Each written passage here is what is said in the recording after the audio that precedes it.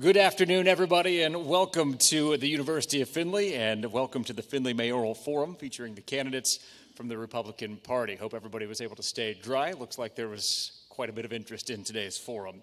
So our event is sponsored by the Courier, UFTV, and 1330 WFIN. It's streaming live on the YouTube channel of UFTV and live on WFIN.com and over the air on WFIN as well. I'm WFIN News Director Doug Jenkins. I'll serve as co-moderator for today's event, along with the Courier's Steve Dillon. Our participants this evening are Holly Frischi, Christina Mirren, and Brian Robertson. Let's give them a round of applause.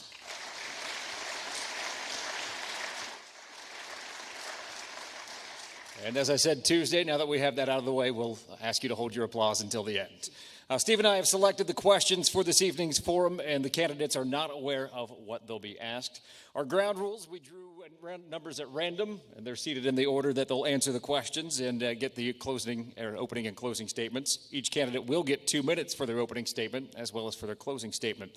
We'll follow the opening with our question and answer session. Each candidate gets 60 seconds to answer, and we can ask a follow-up question to an individual candidate or to the group as a whole, and get 60 seconds for that as well. Candidates also get 60 seconds to give a rebuttal if they're called into question by another of the candidates. Now, we do have a clock in front of them. We'll allow a candidate to finish a thought, but if you take advantage of it, we'll cut you off. So be aware of that. Again, like I said before today's forum, we drew numbers to determine who would give the first opening statement. Brian Robertson drew number 1, and we'll turn the floor over to you, Mr. Robertson. Good evening, and thank you. Fellow stakeholders, you are interviewing to decide who will be the next CEO of a $100 million operation that we know and love as Flag City USA. As an experienced business professional, I have been blessed to hire people in multiple states and multiple countries. But what I typically want to know about a candidate is what shaped the candidate. Where do they come from? Because I think who they are as a person is separate from their qualifications. For myself, I am the youngest of my parents' 13 children. I grew up low income. But some people would say maybe poor, but we were never poor. We knew God, we knew right from wrong, and certainly we had a daily witness to our parents' work ethic. If I am a candidate for mayor, it is by the grace of God and the parents He gave me. I have been so blessed. But as a private citizen and a county commissioner, I'm committed to 3 simple principles. Really, shouldn't this all be about people and not politics? Shouldn't it really be about ideas and not ideology? And shouldn't it be about results, not rhetoric? So, for example, results like local control of flood mitigation. So we're no longer studying with the Army Corps, but we have a construction project going and benching to be completed this fall. We also have transportation corridors that are being studied and will be modified to keep us moving forward. Additionally, for 10 to 20 years, we studied the need to expand the jail, agreed we needed to expand the jail, but never made the decision to expand it. Those decisions and funding are now in place. And we've also completed strategic planning in the county. Basically, I entered politics to do one thing, to serve the greater good of others by answering God's call. People matter most, not politics. This commitment has included me paying for my own office furniture, my own travel expenses, not taking the health care funded through the county, and I think that reflects the values I have in terms of service for the community.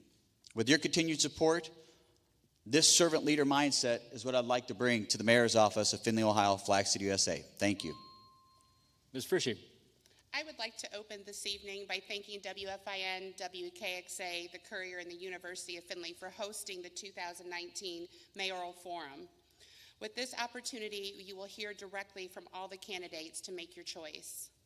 Last November, I made the decision to run for mayor, filing my petition January 4th. This was not a decision I made lightly.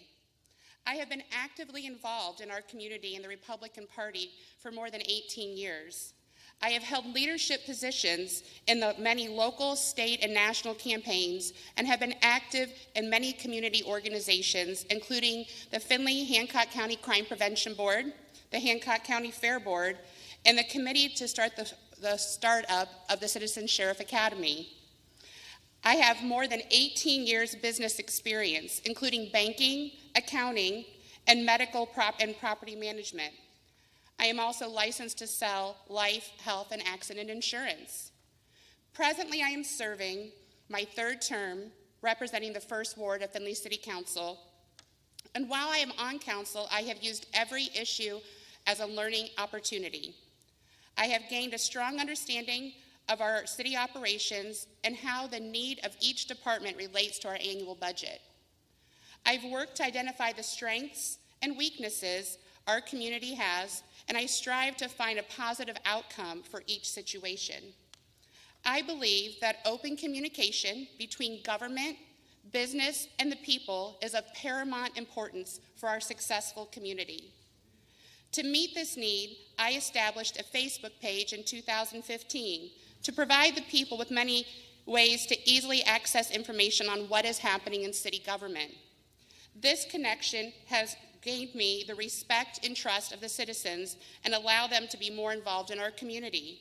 This evening, I am thankful for the opportunity to elaborate on issues and share with you how together we can keep Findlay clean, safe, and open for business. All right. Ms. Mirren.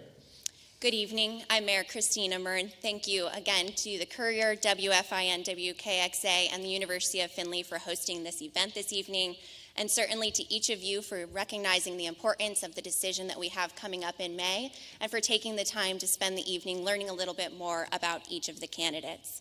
I am a Findlay native, growing up as the third of 4 daughters to a wonderful mother and a wonderful father and family here in the Findlay community. At a young age, my parents were divorced, and later my father passed away at the age of 11 for me. Though that was something that was obviously traumatic and something that I wish on no one, it also was the motivating factor in a lot of my life decisions that led me to where I am today, and that has given me the life experience necessary to recognize the hardship not only in this community, but in your professional lives, in your personal lives, and in your spiritual lives. For the past couple of years, I went to the University of Findlay, was paying for my own schooling, was able to live at home and get degrees in economics and marketing and a minor in finance. Since graduating, I worked at the University of Findlay as the Director of Business and Physician Development, where I oversaw new business development, contract negotiations, working with hospital executives and attorneys across the country, as well as recruiting physicians and negotiating their contracts, and managing financial performance and budgets for hospitals, not just millions of dollars, but billions of dollars of revenue. I understand complex financials and contracts and know that I have that experience to be able to bring that to the city.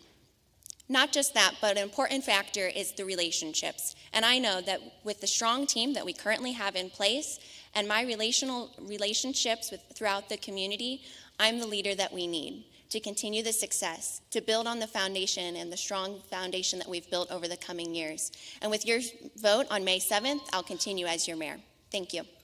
All right, the Courier, Steve Dillon, will ask the first 2 questions. Welcome, candidates, and thank you all for coming. We'll start with the question in the safety services category. Do you believe our current police and fire services are adequate for the needs of the city? Why or why not? What would you do to further fund safety services if you believe we need an increase in manpower or equipment? We'll start with you, Ms. Frischie. I do not believe that we are meeting the needs of our public safety currently. We have not increased our police and fire complement since the mid-90s. Our city continues to expand. We need to address that staffing number in a smart way that we can sustain.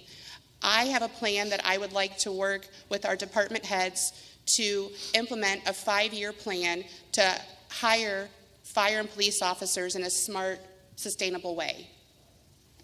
Okay, Ms. Murin.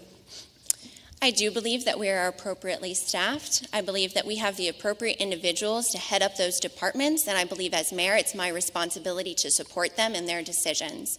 To this date, they've been managing their departments effectively, both from a manpower standpoint, addressing the community needs, and from a fiscal responsibility. And I believe that if they were to bring up the need for additional resources, we would certainly address that. Safety is obviously of paramount importance, and we don't take it lightly. And I'm proud to say that over the last couple of years, we've been addressing the needs of our community, and we'll continue to address those needs going forward, and we'll work to make adjustments as needed. Thank you. Mr. Robertson. From a staffing standpoint, we've had a little bit more of an increase in the fire department than the police department since 2011. So you kind of look at that time span because it's very relevant to what we've seen in terms of crime as well as the increase in structural fires. over the last few years. But I also think that those decisions on staffing are really up to the expertise of both of our chiefs. And certainly we need to make sure that we're supporting that the necessary resources are in place. The most important thing government does is our safety and security, whether that's at the local level or whether that's at the federal level. So with that being understood, I think it's really a matter of making sure we support the recommendations of our chiefs, but at the same time, make sure we look for collaboration efforts like the Matrix Group that is a cross-collaborative effort with our drug enforcement that is made up of both city and county law enforcement, which is another way to use our resources in a collaborative way. Thank you. Okay, thank you. Next question. The city is facing a major expense this year, perhaps as much as more than $10 million, to update its water meters. First, are you convinced that the updates are needed? And second, if they are, how do you believe the project should be financed? Ms. Murin? So there is some updates that need to be made in our water meters. We found that some of them have not been appropriately tracking some of the slower flows. And so we're losing some of that revenue as well as not accurately reporting. And so I think it is important that we update that, as well as the transmitters will be going out of service in the coming years. What I have asked the departments to do is to look at how we may be able to update the transmitters on the meters rather than the full units, and to look to roll those out as capital improvements over the next couple of years rather than doing it in one foul swoop. If we determine that it's necessary to update those, we do have strong water and sewer funds, and so we could look at paying some cash or looking at if there is low financing where it makes sense to maintain that cash on hand, then not putting it all at once, but looking at financing opportunities. It is important to make sure we maintain that infrastructure resource, but I think there are a couple of different ways to finance it. Thank you. Mr. Robertson? 4 years after coming in office in the county, in 2017, we had public meetings to roll out a 20-year financial projection. It had never been done before. We also laid out a 10-year infrastructure projection. It's a good question related to the water and the meter side of things, but the bigger question is, what's the 10-year capital plan across the city? From there, we have to determine what we need to borrow collectively around each of the needs of the various departments as well as our infrastructure. But make no mistake, safety and security is omni-important in terms of local government and national government, but we can't live without good, clean drinking water. So it's a very important piece of infrastructure for our community. And then additionally, there's a conversation, do we borrow or do we not borrow? At the end of 2020, our reserves on hand are going to be $5.1 million. We've had some pretty high reserves. So we need to also be thinking about that total plan relative to our cash flow on hand. If we lose cash stability because of this 7-year economic growth we have in a downturn, we're going to destabilize our workforce, which is not good. We need to make sure we're valuing that long-term job security for our workforce and for the services to the city. Thank you. Thank you, Brian. Ms. Frischi? As chair of Water and Sewer Committee, we have been preparing to address the request of new meters and software. It's my understanding that the Water Department and Engineering will be looking to spend approximately $15 million. Currently, in our reserves, we have $6 million approximately in the water fund and $8 million in the sewer fund. I think it's interesting that Mayor Murin has a different take on how we're going to proceed on this, because we have not had the communication and the discussion on that yet. We are still waiting for those numbers to come in for our committee to review and evaluate and work with the auditor's office to determine if we need to go out for capital debt or if we're able to stage this over a couple years and use the money that we have on hand. Okay, Ms. Murin, would you like any rebuttal at this point? Certainly. So obviously, as current mayor, I'm regularly working with our department heads and discussing what issues may be coming down the pike. Obviously, with my background in finance, I wanted to see what are the alternatives to financing and what makes sense from a pro forma standpoint. If we're missing out on revenue because of slow flow, then we need to determine how much revenue is going to be gained if we do update the meters. The meters may end up ultimately paying for themselves. So I think that's an important question to look at. Okay. Polly, would you Can I like to come back follow on up? that Yes. one? So part of this discussion that we need to have that we haven't had yet is looking at the formula to determine if we need to increase our water rates to cover this cost over a 3 or 5 year process. But going out for debt is not an easy thing to do. It is very complex, and it needs the experience of the auditor's office. It needs the Water and Sewer Committee to be the representatives for City Council to make sure we have open dialogue and communication so you as the citizen know what it's going to cost us. We're looking at an average of potentially $750 per meter. The meters are currently on a 2 megahertz wave that will be going obsolete. It could be this year, it could be next year. The software problem that we're experiencing is something that we've been trying to address with our computer services and the company we've contracted with, and we're not finding resolve there. So that's why we are looking at increasing or changing the software as well. Okay, thank you very much. The next questions will be from Doug. The city administrators obviously don't punch a time clock, but there has been some concern that office hours have become a bit too flexible. Do you believe that administrator positions, including that of the mayor, are a full-time position? And how would you have to adjust your current life to accommodate being the mayor? Mr. Robertson, we start with you. Well, as county commissioner, it has been a full-time responsibility. My wife, who is an HR professional, pulled me aside after the first quarter and said, "You're averaging 74 hours in office at the county commissioner's office after the first quarter." So you get into it, and out of it what you put into it. So yes, it's a big commitment. With me, it's meant sacrificing some growth in my businesses, but at the same time, if you go where God calls you, He will bless you tenfold, and I believe that. Related to the 3 administrative positions, whether it's a tax, whether it's a service director, or the safety director, they've got to be held to a similar standard. There's no doubt about that. And at the same time, we're sitting here today having a conversation between a person who is currently appointed and a person who has been in office for 5 years, and they don't have the answers on the water meters because we haven't had a meeting. So we've got to have more of a business-like approach and more of an operational approach versus a political approach or discussion around the issues we're facing as a community. Ms. Frisching. As mayor, I would make this a full-time job. I actually have ended my current position of working to make this a full-time effort to get the election appointment for mayor for the next 4 years. My previous work experience, I was very dedicated. I'm used to working 24/7, 365, whatever it needs to get the job done. I have the support of my husband and my wife, or my kids and my parents to make sure that I have the extra support I need to make sure that I can make the city of Findlay a full-time priority. Ms. Murrin. Ultimately, what counts are results, and certainly this will be my full-time position, and I'm excited to be currently serving and to continue to serve. It certainly does take a village, and I have a wonderful, supportive husband and family within the community. And at this stage in life, I don't have children, but that just means that every single citizen can be my child, and I'm happy to give you all the love and attention you need.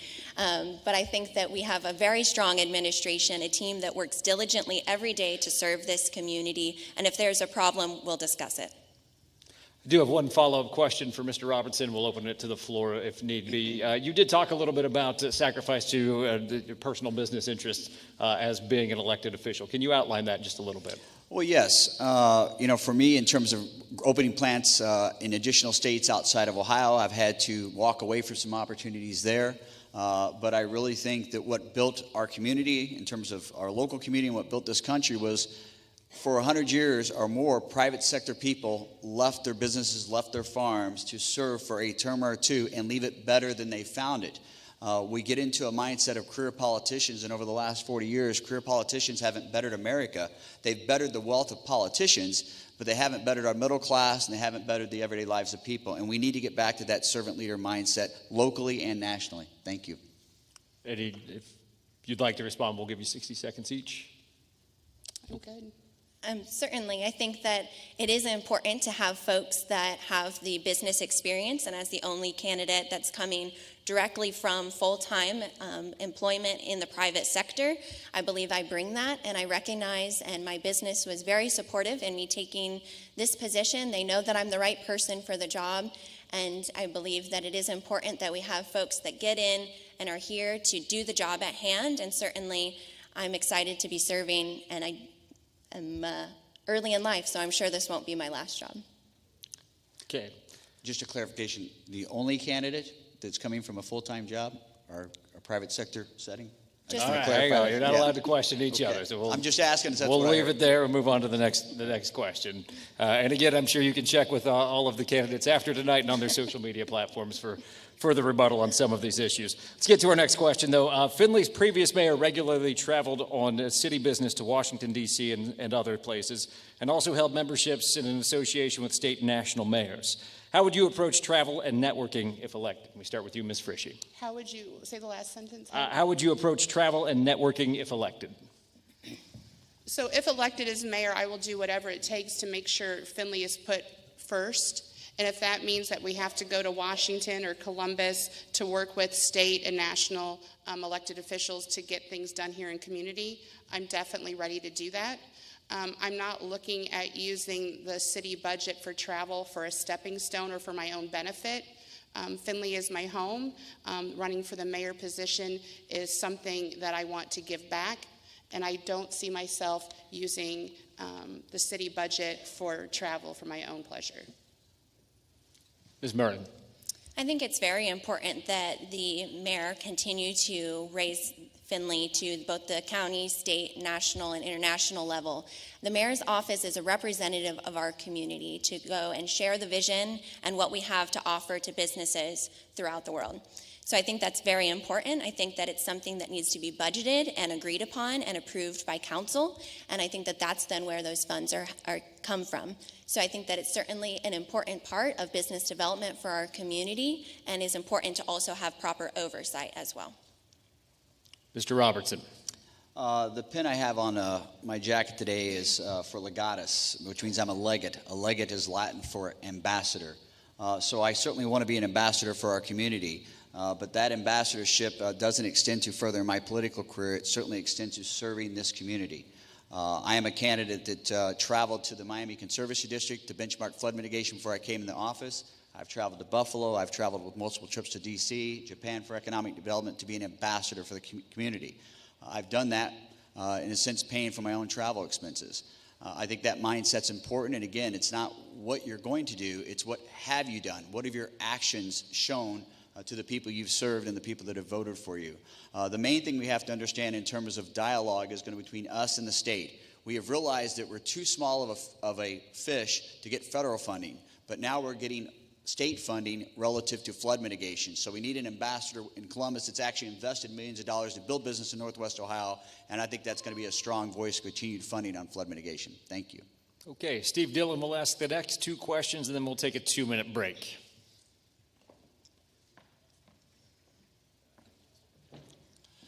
Okay, the next question. Last week, the city, actually the region, got some fabulous news that a developer has plans to invest $31 million in downtown Findlay to build on the former Argyle site. If the city sells the parking lot behind the property to the Port Authority first, what concerns do you have about this project, if any? Ms. Murin? Certainly, anytime a large project or any project comes into the city, we have to do appropriate due diligence.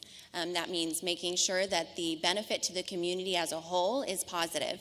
So I think that we need to make sure that as council reviews the process and determines if this is something that they're interested in selling the city parking lot, that we need to consider all the different facets. My concerns would be making sure that we hold the developer accountable, and we can do that through either the auction process or the Port Authority by having appropriate contingencies built into the agreement. So I think that council will do their appropriate due diligence, and I'm happy to support what's appropriate to move the community forward and to be welcoming to such a large investment. Thank you. Mr. Robertson? I think we have to approach this project cautiously optimistic. Certainly it could be a great investment for our downtown. It's certainly going to come with some challenges in terms of the loss of that parking, especially for the 1 year during the construction period. But we also have to make sure that before we start moving and allocating transfer of property, that the investor has the appropriate funding in place. Just as a point of reference, you may remember the riverfront project that was going to be between the river and the University of Findlay, a $50 million project with a gentleman coming out of Kentucky. So we had that episode where we thought somebody was going to do an investment. So that due diligence, and of course this is a local individual, which is a fantastic thing, but the due diligence to get from an idea and a concept to a $31 million project is going to be a process, and I would urge patience on that process. And I think Grant Russell made a good point the other night that we shouldn't be transitioning that parking lot until we know that there's an actual project that's going to take place. Okay, thank you. I think it's fabulous that we're looking at a 122-unit housing facility in our downtown. I think that's great for our community. But as far as city council goes, and what we need to look at is the city-owned property of the parking lot. That parking lot provides parking, open parking, parking to the county, and then there's reserve parking. We have approximately $13,000 a year in revenue we get from that parking lot that subsidizes our parking attendant. For those that didn't know, we haven't had a parking attendant for almost 4 months. So putting that into play, plus losing parking, plus losing that revenue, will we be having to subsidize our parking authority if we sell this parking lot? I believe if we make the decision to sell the parking lot, it needs to be done through auction. I don't think we should sidestep it through the Toledo Port or the Blanchard River Port Authority. I think we need to follow the same process as we do for everybody. Okay, thank you. Next question. Allowing certain businesses and some individuals to delay tax payments has been a city practice now for about 10 years. On Tuesday, some of the at-large candidates indicated it might be time to end this practice because the city is in a better financial situation today than it was a decade ago. Where do you stand on this issue? Mr. Robertson? Certainly this has been a tremendous topic of discussion, and we have to understand that this practice started in 2009 during the recession because it created a cash flow issue when certainly a refund had to be provided back to the employer. With that being said, I think we need to look at this in a simpler light. It's become a very emotional issue, but it should be a transparent process.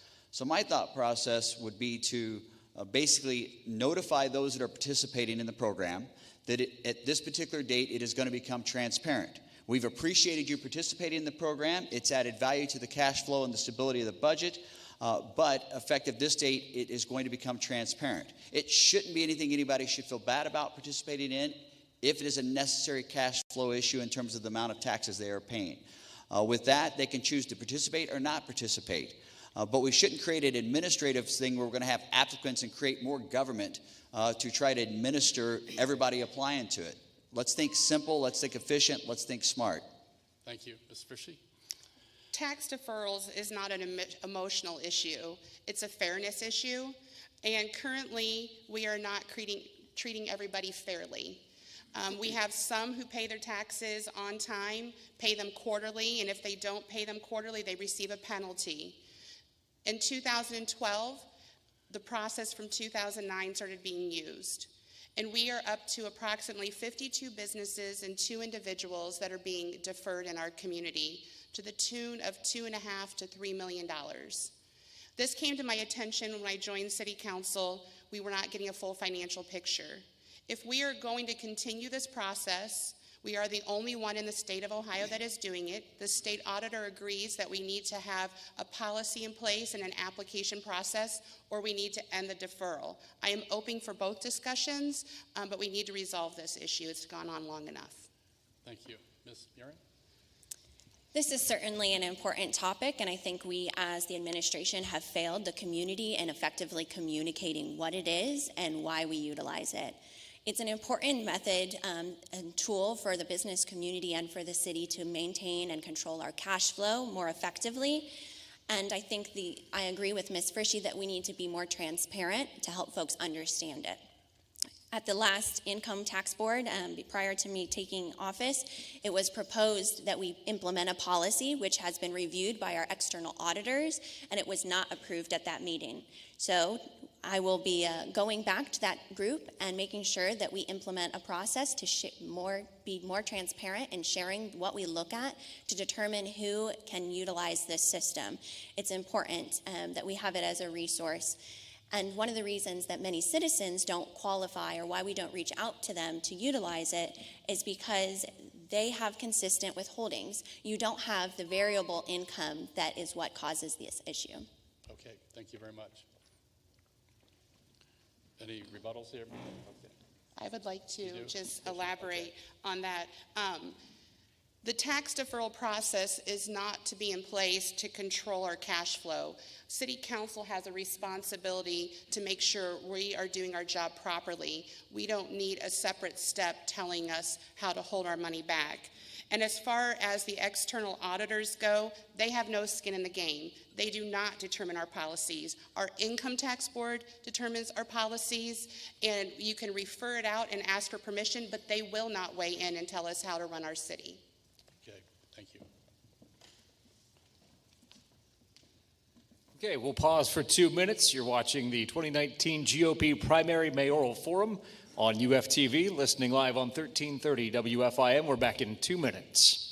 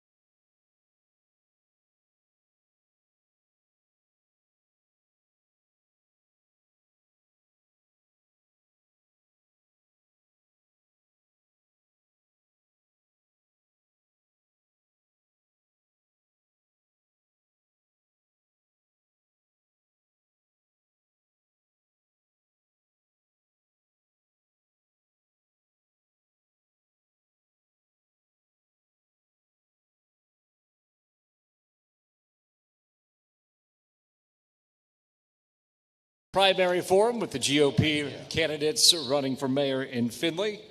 WFIN News Director Doug Jenkins and the Courier Steve Dillon asking questions. We'll continue with the second half of our forum.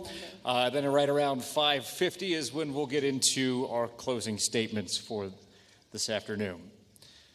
Well, we addressed this topic on Tuesday with the City Council candidates, and we'll talk about it with you as well. More often than not, in terms of when it comes to new development downtown Findlay, such as the proposed $31 million project across from Marathon, those projects can be greeted with apprehension or even outright derision sometimes from city residents, especially in the realm of social media. So how do you balance community concerns with the need for potential development in the city? I believe we start with Ms. Frishy here. How do we battle concerns? You're going in Balance the concerns between the residents and the need for continued development in the city. for the downtown project. Or for any projects. So if we're addressing the housing issue and the housing shortage we are facing in business development, there's two aspects. We need to be thoughtful and intentional of where we are placing housing developments in the community.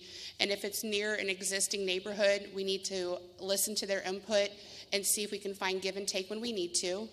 When we're looking at business development, I believe we need to diversify what we are attracting to our community and look for new opportunity and new areas to attract business to our community. Ms. Marin. I think it's very important that we listen to our constituents when we're looking at potential projects. And certainly with social media, we can get a lot of feedback very quickly. So what I would really like to do and improve upon, and with my background in marketing, I'm really passionate about this, is communication. We need to be able to get information out more effectively and efficiently to folks so they don't feel like they're suddenly blindsided with an issue. Obviously, things happen very quickly, and so that can be challenging. But I think getting out, building that relationship, having methods to communicate with everyone, and being consistent in our message and how we get that out so folks know where to look is very important. But certainly it's important that we hear their concerns, that we talk about them, that we address them, and work through those problems and take that into feedback.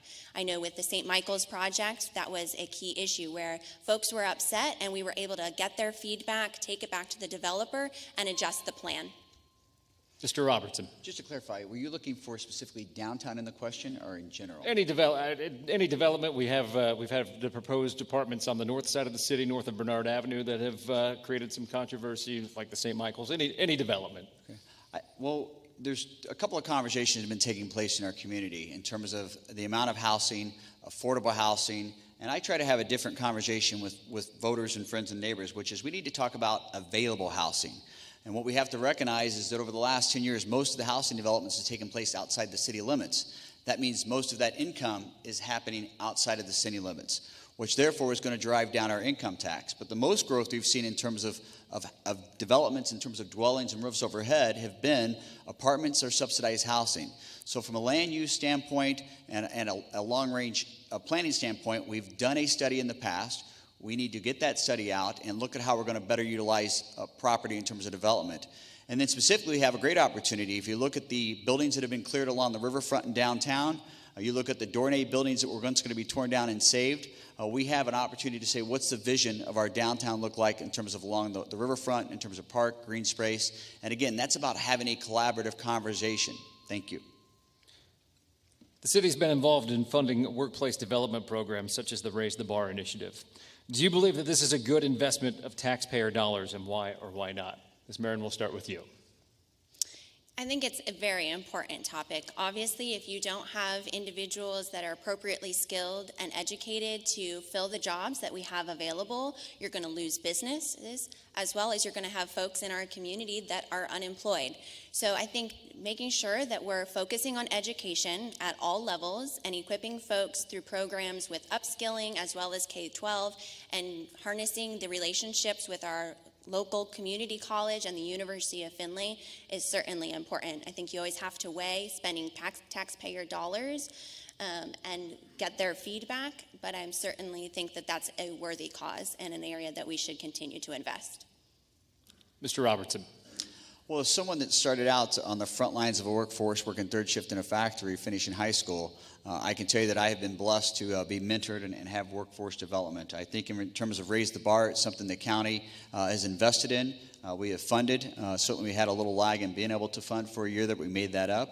But we have to do something that's different than what everybody else is doing. Other communities are complaining. We're coming together and taking action. And I think that's most important. I'm in a unique position in the fact that I'm also a job creator in the community. So I understand those challenges firsthand and understand that today when you hire an employee, the level of skill, the level of commitment, the sense of responsibility in terms of attendance, those are skills that we have to teach coming into the workforce. 15, 20 years ago, 50 years ago, people came into the workforce with what we call those soft skills.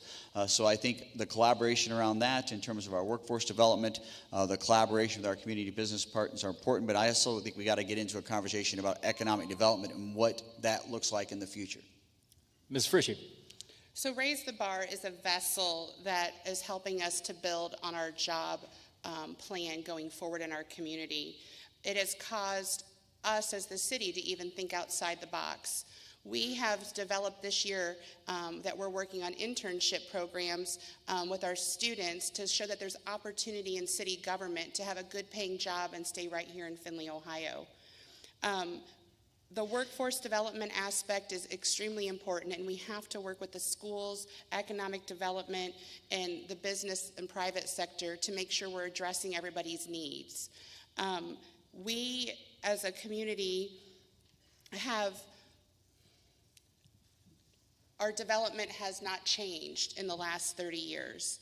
So we're addressing some issues with low-paying jobs, and I think we need to diversify our plan to look at other opportunities to bring higher-paying jobs into our community. Okay, Steve Dillon has the next two questions.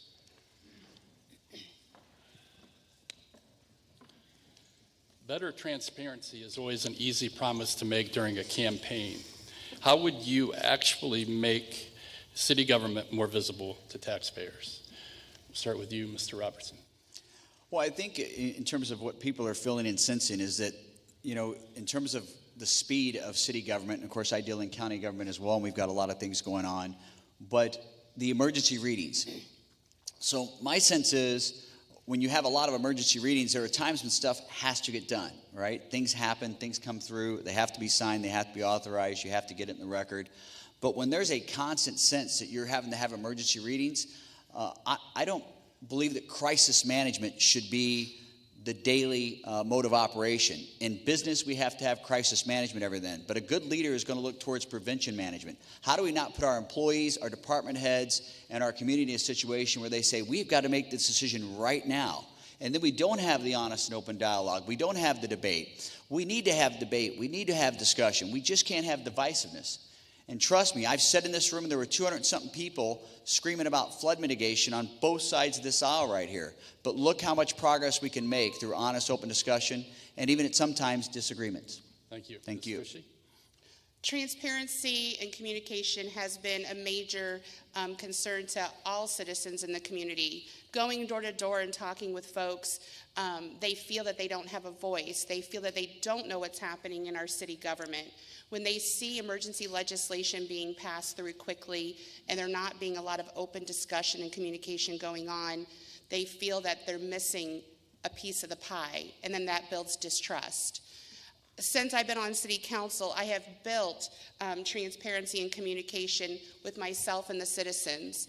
My social media page, reaching out, answering phone calls, has built some trust within the community. And you have to be able to answer everybody's question or concern and be able to listen in order to move the city forward. Thank you. Ms. Mira? Well, I have a question for everyone in the crowd. How many of you have gone on and looked at the open checkbook on the city's website? Raise your hand. And that's where I would start. Half of those people were city government officials. We have a lot of resources on our city website out in the community that people are not aware of, and we need to educate everyone.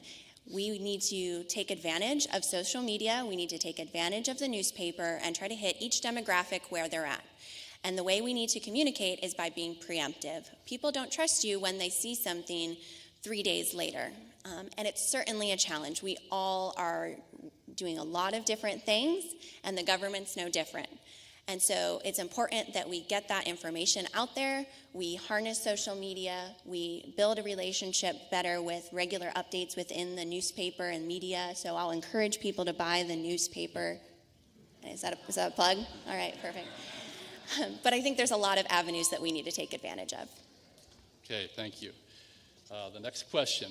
At some point or the other during the campaigns, I've heard each of you say you want to help fight the drug problems that the community's having, the nation's having. What can you say tonight specifically that you can do to help fight the opioid epidemic in this area? We'll start with you, Ms. Frischi. So the opiate epidemic in our community, we need to strengthen the communication with all of our agencies and be creative in finding new solutions. Findlay and Hancock County needs to have an active role in prevention. We are addressing an overcrowding of a jail, which needs to be addressed, but it's not meant to be our detox facility. We need to start reaching the children at a younger age and teaching that prevention factors, and so we don't have the increase in the drug problem. I have been on the Crime Prevention Board. I've been active with churches and other vessels in our community that are working hands-on with those that are recovering from addiction or figuring out how they can fit back into the community. So we need to do that, but we need to focus on prevention to get us moving forward outside of the box. Okay, thank you. Ms. Buren? Thing number one I would do is raise awareness of the 411 resource line. We have so many resources in our community, especially for a community our size. We have a very strong ADAMIS board, and as I was working in the healthcare community, I was specifically working to combat the opioid crisis. And when I would be meeting with hospital executives, one of the first things I would say is, we would like to sit down and meet with your ADAMIS board and tell them about what pain management group does. And very many times they would say, oh, I don't even think we have an ADAMIS board. And so we need to harness that active organization that is well-funded and understands the intricacies of education, prevention, treatment, recovery, and long-term support. It's an issue that is not solved alone. We need to engage more effectively our churches. Celebrate Recovery is very active at my church, and we've seen a great increase in individuals being successful in their recovery when they not only have the emotional and physical support, but also the spiritual support. Thank you. Mr. Robertson? Well, in terms of what's been going on, we have a community corrections board that meets quarterly. That's something in terms of the candidates that are here, and especially someone who's been in office for 5 years. I've not seen them at these meetings, but that's where the daily, weekly, and monthly work comes together between city, county, our healthcare, our mental health, our addiction groups, and we look at how we're tracking towards the projects and initiatives that we're doing that really are unique as a community, because I think we're doing some things that are leading edge in terms of battling addiction. The other thing to keep in mind is that when you're battling addiction, we can't gel mental health and addiction issues. But in some cases, we need to be able to have the space to detain them. We, both city and county, are now using the Tyler software. Part of the advantage of that Tyler software is that in the jail, we have healthcare, we have nurses, we have staffing to help treat these individuals. But it also gets them on a path to programming quicker because of that technology between those arrested, between the city and or the county. And so that's an important perspective. We're getting them to the necessary treatment or programming that's going to work for them. And believe me, we will go through multiple levels of programming to find the right fit for individuals. It's usually a 6 or 7 attempt before somebody gets to recovery. 30-second rebuttal. I would just like to rebut Brian. With my 5 years experience on city council, I have been active in the community correction board. I've been attending those meetings and meeting with the sheriff and meeting with our police staff periodically. And I'd like to echo Ms. Buren when she said that we need to have church involved. In order for us to fix this problem, we need to have God, we need to have family, and we need to be working together. Okay, thank you. I think we have time for one more question before we get to our closing statements. The city has been able to deficit spend the past couple of years to help pay for capital improvement projects like road work because there's a large cash balance on hand right now. What are your thoughts on the practice and when it should be used? We start with you, Ms. Marin. Well, certainly it's always important to have an emergency fund. My husband and I practice wise financial stewardship, and I'm sure many of you have used Dave Ramsey.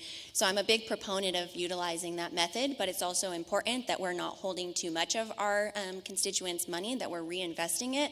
They're not giving it to us to hold on to it for safekeeping. They're giving it to us to invest in their community and make sure they're receiving the resources that they deserve. So I think continuing to invest in our infrastructure and look at ways that we can harness those dollars to make sure that everyone feels that they are being seen and that they're receiving those benefits. I think there's a lot that we can do really on communication around that as well, is with streets. I know West Park consistently asks why their streets aren't being updated, and so I've been speaking with some constituents this week on when different projects are going to be rolled out into their neighborhoods, and with additional funding we can also look at doing other development projects within the communities that everyone can benefit from. Mr. Robertson. Well, the overall debt of the city has come down quite a bit, down around $15 million based on the latest information I was able to get to online. But with that being said, we've got to be cautious anytime with deficit spending. I would certainly agree with Mayor Murrin that we need to be putting that money to work, whether it's on the capital side, certainly on the services side, so we're making sure that we're doing the best to meet the demands and the needs of our everyday citizens. But we also have pockets of citizens like West Park that are very frustrated that their issues haven't been addressed. So we have to balance that out. And it goes back to something I said 40 minutes ago. We have to understand what is our 10-year capital plan, whether that's on the water pollution control side, on the sewer side, whether it's on the water side, whether that's on the infrastructure and resources around our safety and security forces. We have to understand and have a vision for that plan. Putting a plan out there will be criticized. I was criticized in 2017, but leadership is putting stuff out there so that other people can critique it, give you your feedback, you listen, and you make it better. Thank you. Ms. Frischi. Planning. Everybody has to plan. You plan in your personal lives, you plan in your work life, we plan for the future. As far as planning goes and being on City Council for 5 years, I'm proud to say that working with Paul Smeltzer, our Safety Service Director at the time, we have implemented a 5-year capital plan. It allows us to look to the future, it allows us to plan, and allows us to communicate with the citizens where we are improving our infrastructure next and why. We're in a position now where we are able to have a carry-forward balance. With that carry-forward balance, we're able to leverage our dollars to get more done in our community to benefit you. That's the same type of thing we need to look at when we're looking at police and fire staffing. Security is just as important as infrastructure, and that's why I want to work on putting a 5-year plan there as well. Just a rebuttal. We'll allow for a quick rebuttal, yes. So you've been in office for 5 years. Why haven't you not made a plan? Well, for our you citizens? Oh, I'm sorry. Can't ask a question. My rebuttal would be, Ms. Frischi has been in office for 5 years. Obviously, I'm a business person. I want to get right to it. Has been in office for 5 years, but the things that she's talking about, why haven't they been done in the last 5 years? All right. It's about not rhetoric, but results. All right. We'll allow for a quick rebuttal, and then we'll get to closing statements. So being financially responsible in our position and working with elected officials and the administration, we have put together the 5-year plan for the Capitol. Being a good steward of our funding, not looking at having to do what our commissioner has done to raise taxes when the people said no, or allowing Gibbs Trash Service to rack up a bill of $100,000 before taking a stance. We are doing a lot in our community. We are addressing our dollars. We are being smart, and putting a 5-year plan in for bringing back police and fire is a must. And we were getting back out of having to do layoffs in 2012. All right, so by rule, we have to allow for a rebuttal, but we do need to get to closing statements. So I'm starting to feel like a judge. I'm going to ask you to limit your scope to I'll be talking brief. about the tax. So 2 things. First of all, there was not a tax raise. There was a tax that was put in place to fund a jail. Ms. Frischi has said several times, we need to expand the jail. She agrees with that, but yet she wants to criticize the fact that it's getting funded. So this is the mentality that she has had on City Council. Let me complain about everything, but where's the resolution? Where's the result to fix the problem? So you have to make tough decisions. We've got drugs coming across our border into this country, and we've got drug dealers coming into our community. So you can't say you want the jail and you want more police and then say you don't want to fund it. So would you rather fund it with property tax? Would you rather fund it with income tax? Or would you rather fund it with a sales tax where 52% of that money is generated outside of our community? And every business has a line of credit, by the way. You have a line of credit on a credit card. We have $5.5 million coming into that landfill. And we're talking about a $100,000 accounts receivable issue where the county filed suit, which this is a lawsuit, back in December. So I think we're managing the business, and I think the prosecutor's office will get that resolved for us. Thank you. All right, this is where I have to play traffic cop. I'm sure they'll have more to say on their social media feeds after tonight's forum, and we'll look forward to seeing that there. But we do have to get to closing statements. And again, we'll go in reverse order of the opening statements. Ms. Mayoral, the floor is yours. You have 2 minutes. Wonderful. Well, thank you. I think this evening was very enlightening. I think you can see that we have 3 distinctly different candidates, each of us bringing a unique background. And I believe that this evening, and hopefully as you continue to do additional research, you'll see that I'm the correct candidate. We've built a strong foundation over the last couple of years, but we've been allowing the disrespect and insufficient communication to direct our community rather than the voice of the people and common sense. And I know that I can bring that to this community. I'm excited to be serving currently. We have a strong team, and I know each of them are very supportive and passionate about Findlay moving forward. And I know that by addressing our affordable housing issues, by continuing to invest in infrastructure, by managing our finances sufficiently, by taking the opioid crisis head on, that we'll be able to continue to have a community that is the envy of the nation, that's the #1 micropolitan, that attracts business investment. I know that with my background in contracts, financial management, and marketing and communication, that I'm well suited for this position, and I look forward to having your vote in the upcoming months, and make sure to tell your friends as well. Ms. Frischie. Well, thank you, Doug and Steve, for mediating this debate this evening. Tonight we discussed many issues of importance to our community. I believe by working as a team together with other elected officials, business leaders, and citizens, we can develop a strong blueprint to keep Findlay moving forward. As mayor, I will listen to you, and I dedicate my years of business experience and city government experience to solve the issues we talked about this evening. I fully support diversified economic development efforts that allow us to increase our tax base but not our tax rate. I also see safety and security as our top priority, which I will work with the rest of the elected officials to implement a 5-year plan to increase staffing in a smart and sustainable way. I believe that all taxpayers should be treated equally, which is why I've been on the forefront of resolving the issue of tax deferrals. We must either end the practice entirely or create a clear policy that spells out the criteria we required to apply. I am a true conservative who believes that all lives matter. I stand for transparency and open communication with all facets of our community. And I am prepared to work and ready to lead. And I ask for your vote May 7th. Mr. Robertson. Well, I want to stress that the mayor's office should really be about the God-given talents of the employees, the department heads, and all the elected officials, whether that's proclamations or whether that's engagement in terms of the decisions being made. I think too many times as a community, we don't focus on all the other parts in terms of the components that make up the results and services we see. So I think that's just my mindset, that's my heart. And then additionally, I'm asking for your support on May 7th, and here's why. You walk into a $100 million company, maybe it's Ball Metal, maybe it's a new Autoliv plant, maybe it's a division of Marathon, but you look around and you see employees with 20 to 40 years of experience. And you see 3 candidates, and one's got some entry-level experience, one's got some bouncing around experience, and one's got a 30-year track record of starting at the bottom, going through the process of working their way up, and learning the ropes along the way.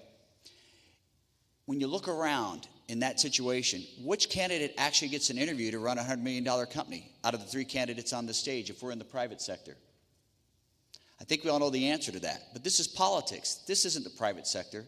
In the real world, the most qualified person is most likely going to get that position. So from my standpoint, I'd like to say what I say to all of our employees when they say have a friend that we want you to hire, Brian. I say, will you trust that friend with your paycheck? And if they say, well, I want you to hire him, but I wouldn't trust him with my paycheck, well, then that's not a good referral, right? I want you to know you can trust me with your paycheck. I heard you. You said you didn't want to see a tax increase. We didn't increase taxes. All right, but we also have had a consensus over a period of time that the numbers are right. It makes more cost sense to expand the jail, and it's in the best interest of our safety and security of our community. And we need a leader who's going to look at it from the standpoint of it's not about the power, it's not about the politics, because we've got to take those decisions and make it about the performance of the community. And the more we collaborate between the city and the county, the better it is for taxpayers. And I think I'll be a bridge for that. Thank you. Okay, that'll bring us to the end of tonight's forum. We want to thank you for joining us tonight. We'd also like to thank our candidates for participating.